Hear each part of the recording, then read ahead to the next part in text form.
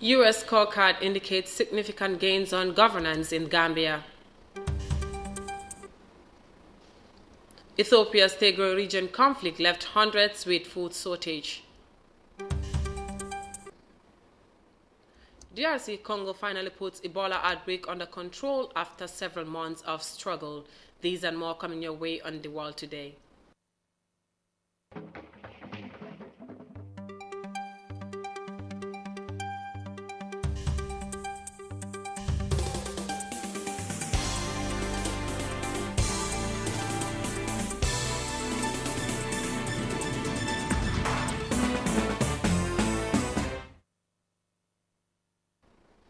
Good evening, you're watching The World Today, and I'm Sohna Tunkara, and on our main stories. The Gambia is reported to have made significant, big gains rather, in the U.S. government scorecard for the fiscal year 2020. On Friday, the government made this top of the agenda in its weekly press briefing hosted by the Minister of Information, Ibrahim Asilla. Here is more of that. A Millennium Challenge Corporation created in 2004 reports that the Gambia's democratic and governance process has advanced. The Millennium Challenge Corporation (MCC) scorecard was presented to the Vice President Dr. Aissatou Toure through the U.S. Embassy last week. Quarterly meeting in December 2018, the U.S. government's Millennium Challenge Corporation Board of Directors reselected the Gambia for continued threshold program development focused on policy and institutional reforms to enhance economic growth and reduce poverty. According to the Information Minister, the report notes that the Gambia government is advancing in its governance policy by ruling justly, while at the same time scoring 82% on the effectiveness of the government. Ibrahim Asilla said the U.S. government also recognizes that the government is on the track on child health and girls' primary education completion rate, scoring 67% and 68% respectively. On the Coronavirus Relief Fund, Silla said that over 200 individual artists and artistic groups have already received their financial relief packages from the government. Meanwhile, the Ministry of Trade, Industry, Regional Integration and Employment has validated a 5-year strategic plan meant to strengthen the operation of the Department of Labor. Of the Department of Labor will allow for much-needed decentralization of the services to enable the government of the Gambia enhance decent work environment for all workers in the country. The Department of Labor's strategic plan for the next 5 years will focus on 4 strategic priority areas as listed below. 1. Institutional restructuring and strengthening of the Department of Labor for increased operational efficiency. 2. Effective and mechanisms for enhanced social dialogue. 3. Harmonious industrial relations and compliance with labor laws. And 4. Provision of efficient public employment services. Information Minister Silla also told journalists that the Ministry of Tourism and Culture have recently conducted a week-long training for 15 tour guides in Jufure and Albreda. 20 young women in Jufure and Albreda have also been trained in batik making and tie and dye. For iAfrica TV, Sohna Tunkara. U.S. 2020 fiscal year scorecard indicates that the Gambia has made big gain in governance. Now, the Democratic Republic of Congo, DRC, officially declared the end of its 11th Ebola outbreak on Wednesday, 6 months after the first cases of the deadly virus were reported. The country had witnessed the worst from the 11th Ebola outbreak when some countries fought to end the outbreak in 2018. The ICC reports. The 11th Ebola outbreak in the Democratic Republic of Congo has been put under control after several months of struggle to contain its spread. The outbreak in Congo is said to have become the second largest epidemic of the deadly disease in modern history. The country confirmed 199 cases during the latest outbreak, with 55 deaths, 11 probable cases, and 75 recoveries. The World Health Organization Incident Manager for Ebola Response in Equateur Province, Dr. Mori Keita, described the virus as challenging as it spread rapidly to at least 13 health zones. The challenges during the 11th epidemic were essentially logistical because the epidemic spread to 13 very remote health zones in a rural setting in the equatorial forest with very, very difficult access. The 11th outbreak arrived as the Democratic Republic of Congo declared a previous long-running outbreak of Ebola over in the country's northeast, with cases first detected in August 2018. As community resistance hindered response efforts, Mati Apuamungu, a recovered patient, advised people who experience symptoms of the disease to visit health centers. I advise people who experience symptoms of this disease that they have no fear of going directly to the hospital because patients are given appropriate care at no cost.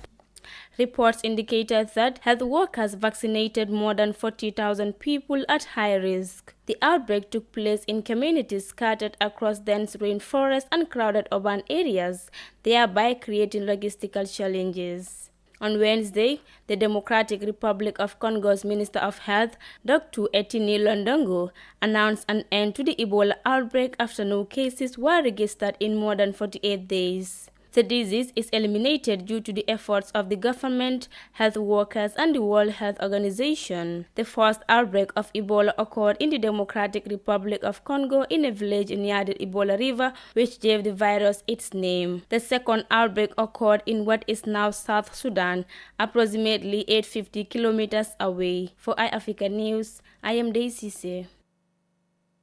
DR Congo has finally put under control the 11th Ebola outbreak, and from that report by Ndai Cisse coming back home, transforming the Gambia's North Bank region into an attractive tourism area is said to be a top priority for President Barrow's government.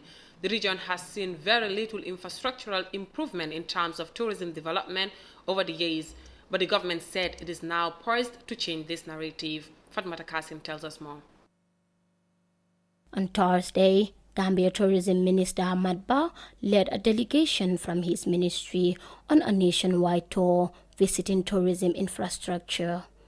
Among the places visited were the town of Para and the village of Berending in the North Bank region, where the Sadauda Kairaba Hotel has been constructed.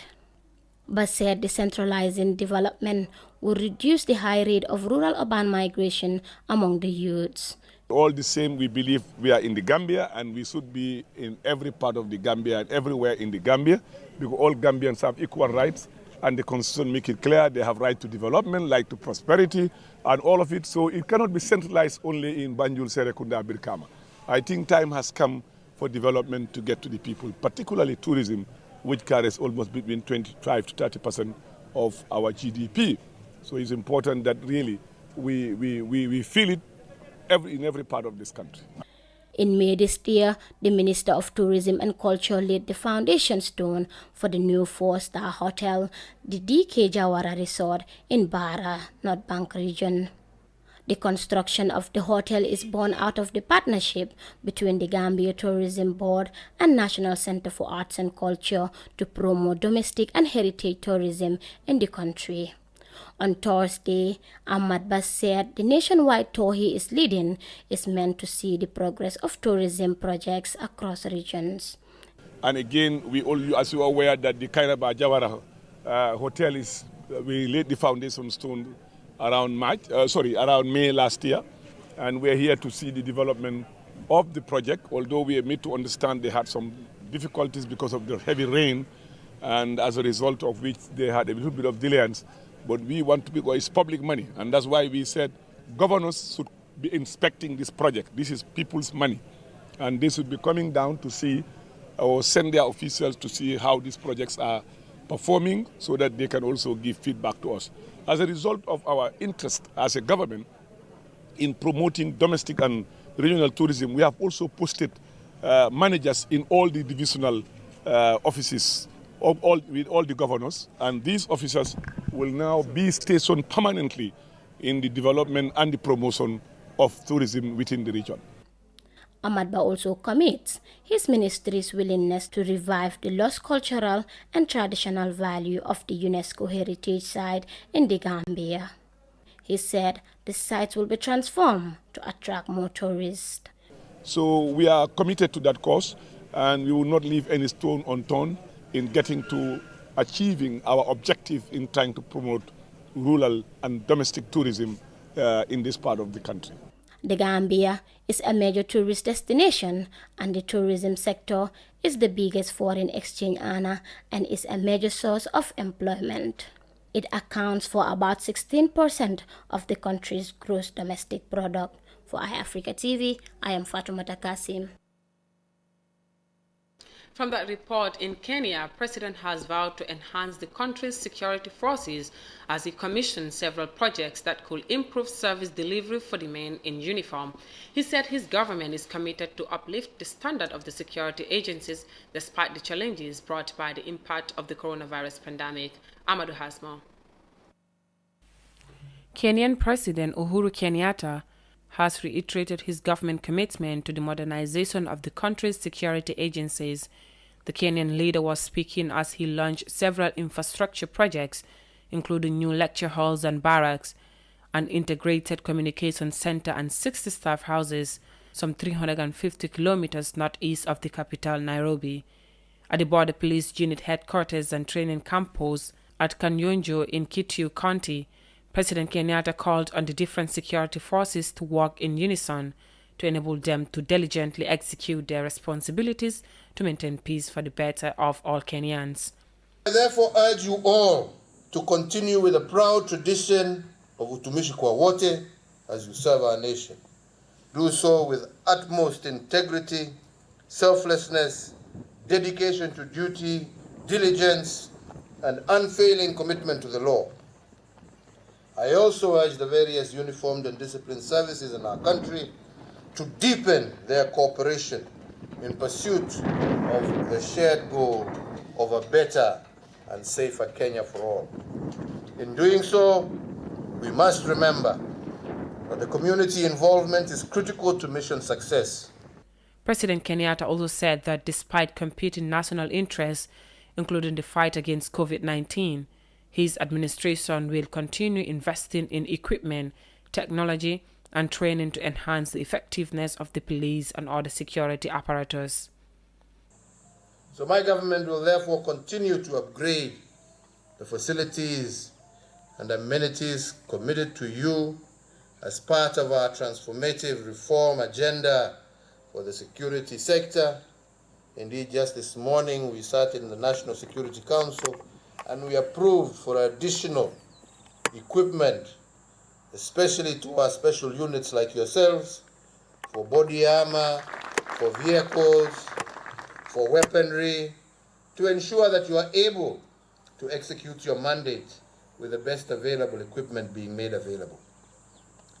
Rest assured that despite the austerity measures that we have had to undertake to release resources to finance interventions meant to contain the spread of COVID-19 pandemic, for the security sector, we are committed to ensure that maximum amount of resource possible to enable you to do your duty.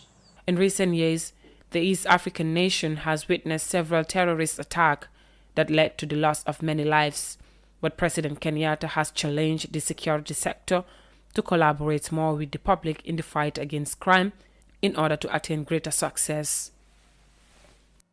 Kenyan President commits to uplift the security sector despite the challenges of COVID-19. We will now go with a short commercial break and continue with the rest of our stories. Stay tuned.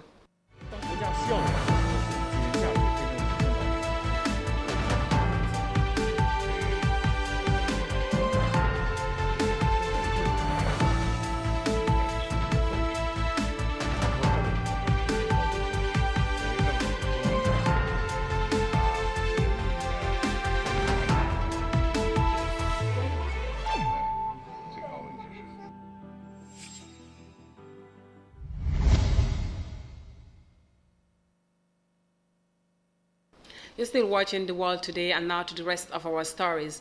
Hundreds of Ethiopians refugees have fled into the Sudanese province of Kassala and Karafi to escape fighting in Ethiopia's northern region of Tigray.